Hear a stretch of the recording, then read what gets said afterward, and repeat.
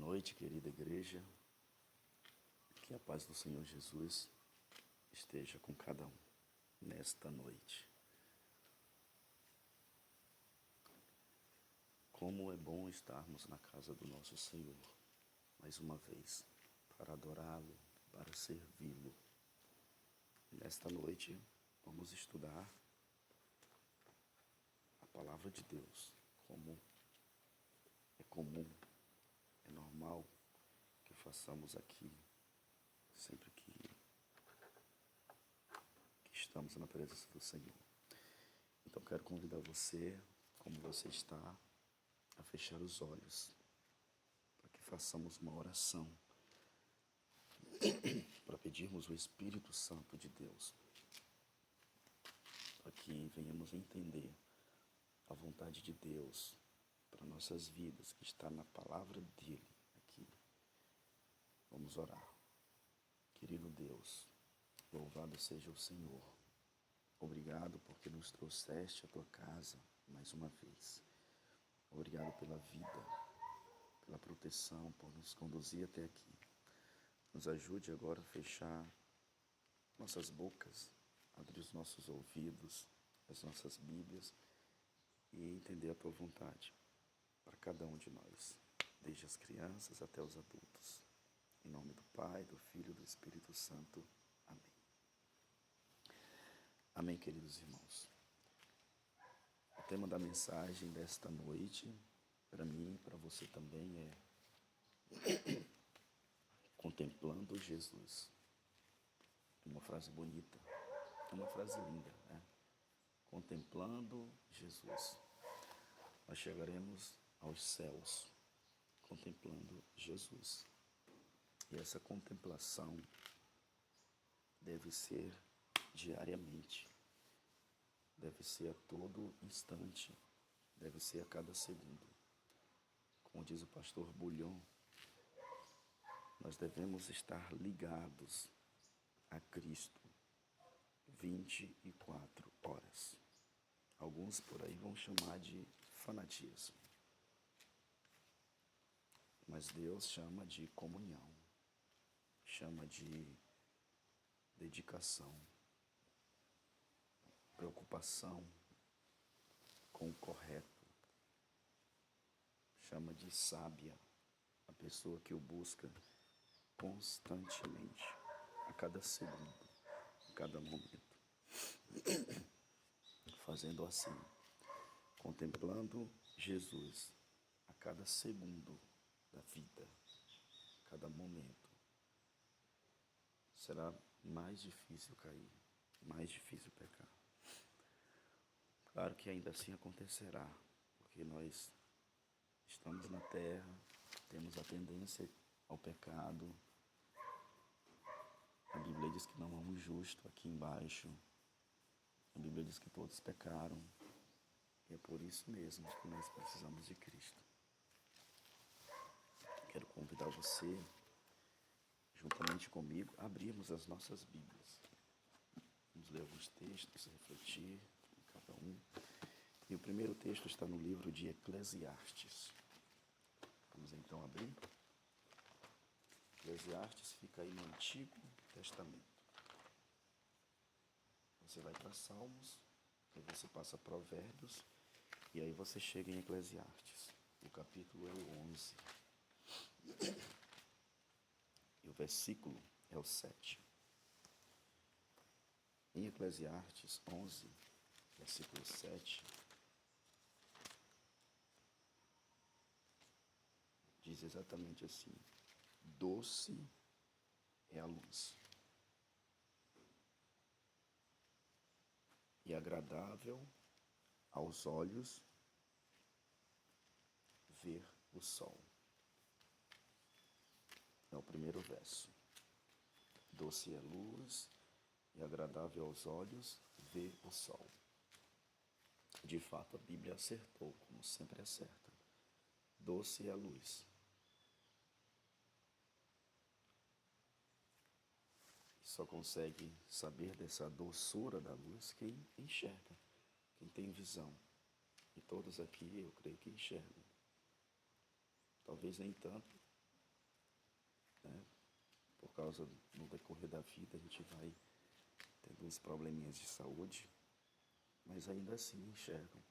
E você sabe que a luz é doce, importante, é necessária.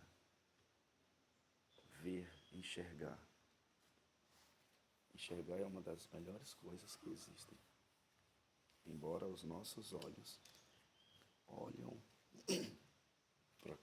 para coisas, pessoas, enfim, que não deveria, nossos olhos olham e a gente é tentado a desejar o que não deveríamos. Mas ainda assim, a Bíblia acerta quando diz que doce é a luz. E a segunda parte do verso diz: e agradável aos olhos ver o sol.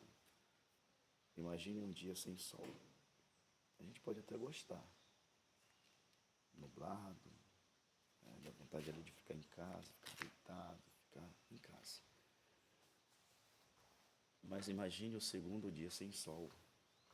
O terceiro. Imagine 7 dias, tudo nublado, sem sol. A gente já começa a se preocupar, começa a não gostar, começa a fazer falta para nós, porque é vitamina,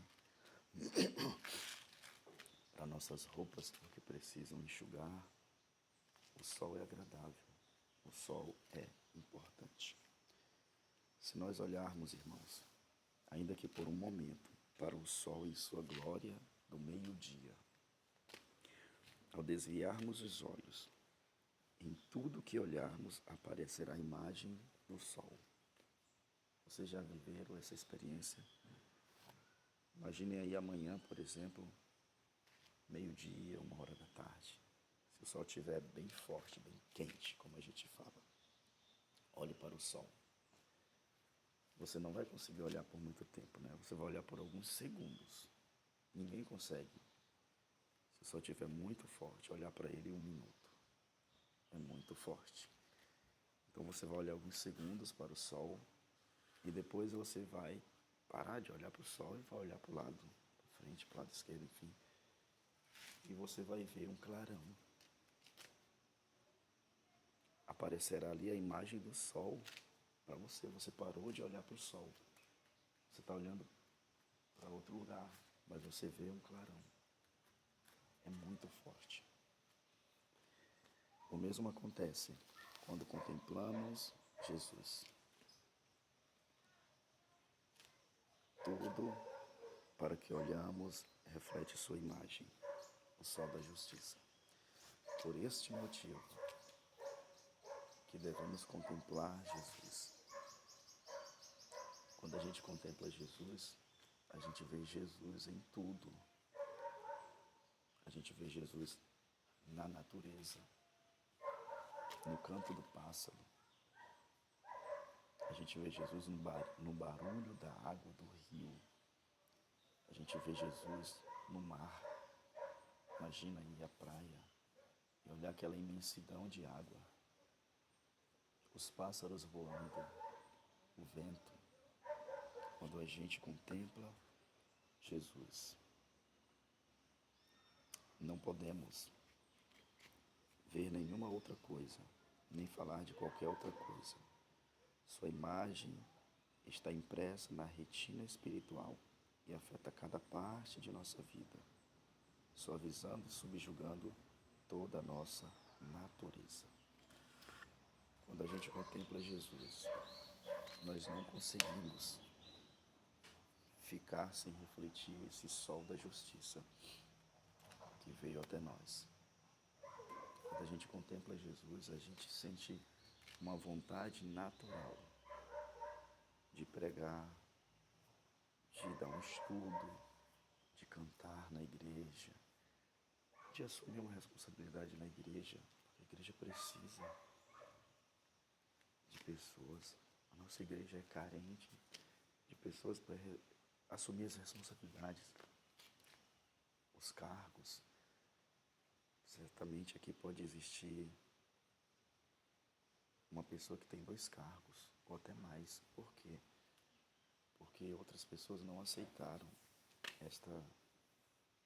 responsabilidade. Quando a gente contempla Jesus todos os dias, a gente se envolve mais na recepção, na música,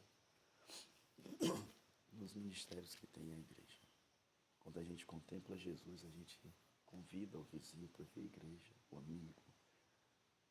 A gente se envolve no trabalho missionário. Quando a pessoa que é responsável pelo departamento missionário vem aqui convidar a igreja para fazer uma arrancada aí de convites para a Semana Santa. Quando a gente contempla Jesus, a gente se envolve no trabalho missionário individual e o trabalho missionário coletivo. Por isso devemos contemplar Jesus o tempo inteiro. Contemplando, nós nos ajustamos à semelhança divina, a saber, a semelhança de Cristo.